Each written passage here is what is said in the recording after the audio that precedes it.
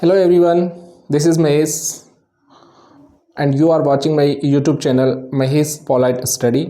Today we are going to start future continuous tense. आज हम future continuous tense के बारे में जानेंगे और जानेंगे इसके use, identification, helping verb, main verb, affirmative, negative, interrogative और WH से इंट्रोगेटिव सेंटेंस किस प्रकार बनाए जाते हैं। So let's start. टेंस है हमारा फ्यूचर कंटिन्यूस टेंस।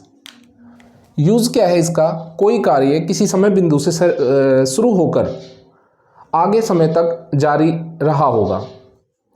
आइडेंटिफिकेशन क्या है इसकी? पहचान क्या है इसकी?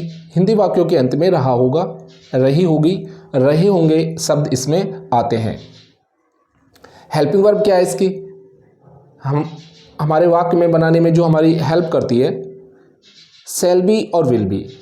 फ्यूचर सिंपल टेंस में शैल था और विल था। अब जैसे ही फ्यूचर कंटिन्यूस हुआ तो क्या जुड़ गया इसमें? बी। तो आपको माइंड में रखना है इस बात को, शैल बी और विल बी फ्यूचर कंटिन्यूस की हेल्पिंग वर्ब होती है। आई और वी के साथ शैल बी और जितने शेष करता है, बचे हुए करता है, उनके साथ हम लगाएंगे विल बी। मेन वर्ब क्या है इसकी? मुख्य क्रिया क्या है इसकी? वर्ब की फर्स्ट फॉर्म प्लस ING यानी कि V4। जैसे गो प्लस ING, गो में लग गया ING तो क्या हो जाएगा? गोइंग। तो ये फोर्थ फॉर्म, चौथी फॉर्म या ING वाली फॉर्म बोली जाती है, तो ING वाली फॉर्म हम इसमें यूज़ करेंगे। अफर्मेटिव सेंटेंस बनाने का क्या फॉर्मूला है जानते हैं। अफर्मेटिव स्वीकारात्मक वाक्य। सबसे पहले हमको सब्जेक्ट लेना है। After then helping verb shall be. यदि आपका सब्जेक्ट आई है और वी है तो क्या लगाएंगे? Shall be. Other then will be. Fourth form of verb, verb की चौथी फॉर्म या ING वाली form. After then object ETC etcetera बचा हुआ सेंटेंस। पहला सेंटेंस है हमारा, एग्जाम्पल देखते हैं। मैं गरीबों की सहायता करता रहूँगा। गागेगी यानी कि रहा होगा, रही होगी, रहे होंगे, क्या हो गई? पहचान हो गई। कैसे बनाएंगे? मैं। आई के साथ क्या लगेगा? Shall be. I shall be. क्रिया क्या है हमारी? मदद करना, हेल्पिंग। आई शैल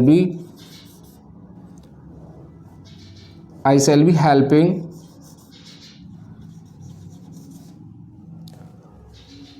किन की सहायता करूंगा? गरीबों की। I shall be helping the poor. क्या जाएगा? The poor. I shall be helping the poor. मैं गरीबों की सहायता करता रहूँगा। I shall be helping the poor. और फुल स्टॉप। सब्जेक्ट लिया हमने, अकॉर्डिंग सब्जेक्ट के हेल्पिंग वर्ब भी shall be, main verb helping और the poor. Next negative sentence है हमारा नकारात्मक वाक्य। नकारात्मक वाक्य में यह है, शैल और विल अलग हो जाते हैं और बी यानी कि शैल विल नॉट भी हो जाता है। जैसे कि फॉर्मूला में बताया गया है, सब्जेक्ट शैल विल और बीच में क्या आ जाता है? नॉट, बी आगे चले जाता है। बाकी फॉर्मूला एज इट इज़ रहेगा।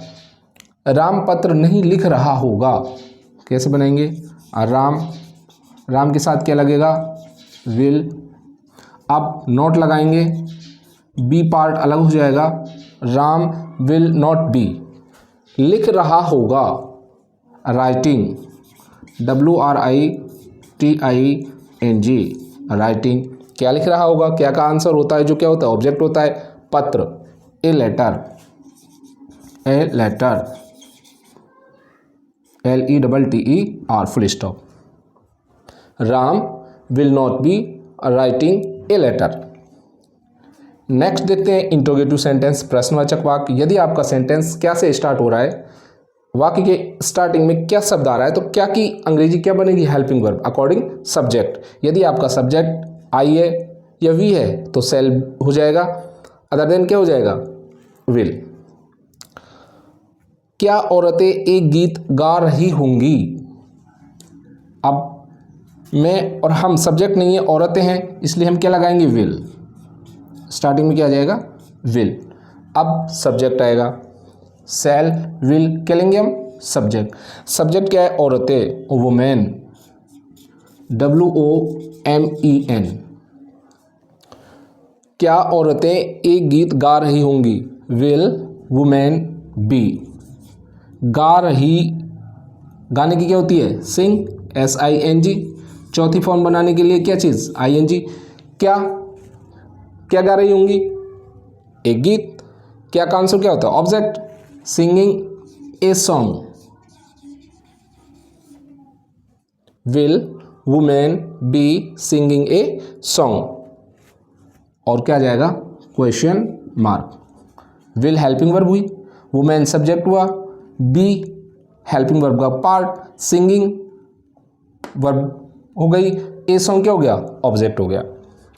नेक्स्ट देखते हैं WS इंट्रोगेटिव सेंटेंस किस प्रकार से बनाएंगे। WS सेंटेंस, यदि आपके सेंटेंस के बीच में कब, क्यों, कहाँ, कैसे, कौन, कितना, कितनी ये शब्द आ जाते हैं हिंदी के, तो उनकी इंग्लिश बनाते वक्त या सेंटेंस को फ्रेम करते वक्त उनको हम सबसे स्टार्टिंग में लगाएंगे, आगे आगे लगाएंगे। देखते हैं सेंटेंस, सीता कक्षा में कितने पाठ।